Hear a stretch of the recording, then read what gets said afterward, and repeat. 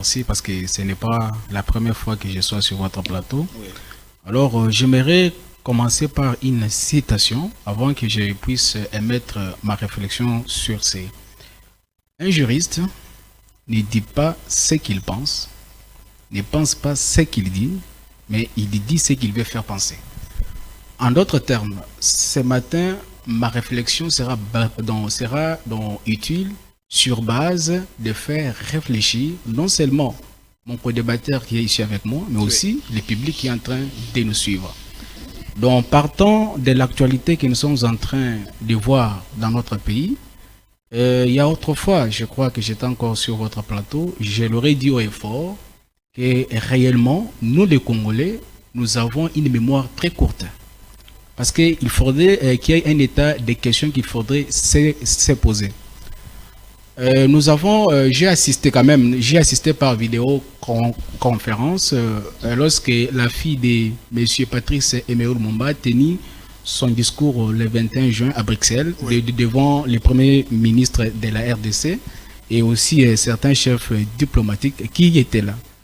Donc, les discours de cette femme se résument dans 3 questions. Très bien. La première question que la femme se pose, c'est quoi? On se demande quand est-ce que notre papa est mort. Ça, c'est la première question, une question pertinente. Il dit on ne sait pas. Elle répond. La deuxième question qu'il pose, il dit que qui sont les bourreaux de notre père? Très bien. Il dit que on cherche encore. On cherche encore. Et la troisième question qu'il pose, que l'âme de son père puisse maintenant se reposer en paix. Il dit oui, nous acceptons, nous, ces enfants et aussi les arrière-enfants. Alors, lorsque j'ai essayé au moins d'interroger ces discours sur le plan de ma réflexion, parce que j'ai dit aujourd'hui, je vais faire réfléchir mon co-débatteur et aussi le public. Très bien. Je me suis dit, nous avons assisté à un film où on nous montre comment M.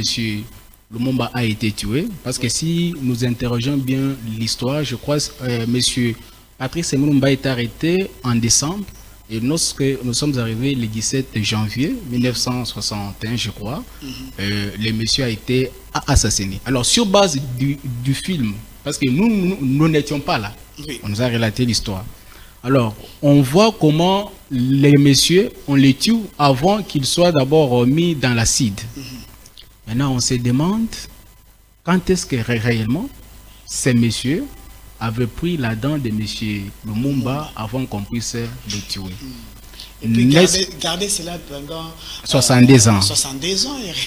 Et puis, on se demande si réellement on veut se jouer du peuple congolais.